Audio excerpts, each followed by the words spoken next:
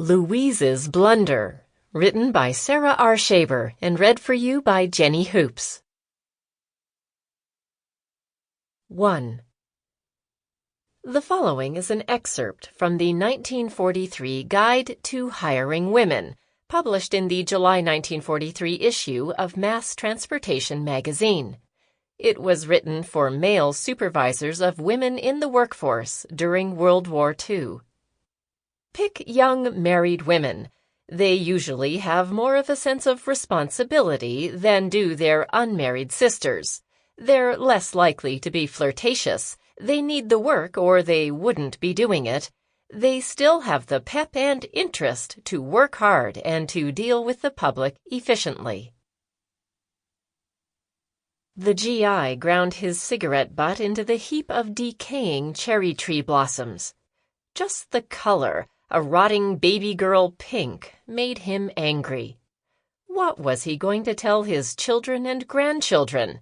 That he spent the war guarding 3,000 lousy Jap bushes? If it were up to him, he'd have every one of them uprooted and burned in the biggest bonfire Washington, D.C. had ever seen.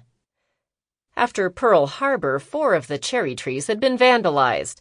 Since then, on orders from the Great Father himself, regular Army soldiers had been stationed around the Tidal Basin to protect the remaining trees, which were now called Oriental trees, which didn't fool anyone. Imagine the U.S. Army guarding a grove of pink trees. It was embarrassing, that's what it was. He lied in his letters home, telling his dad that he was learning to operate an M3 light tank. If the old man found out the truth, he'd never hear the end of it. The soldier gazed out over the shimmering blue water of the Tidal Basin. He had to admit it was a pretty sight, especially on a soft May early morning like this one.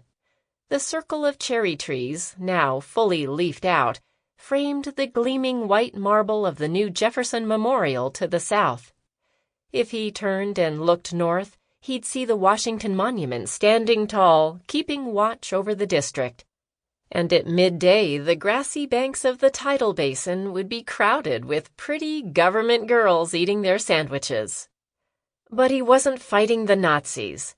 Nightly, he prayed, silently so his bunkmates couldn't hear him, that when the United States invaded Europe, which had to happen someday, he'd be in the ranks of fighting men sent overseas. It was what he wanted more than...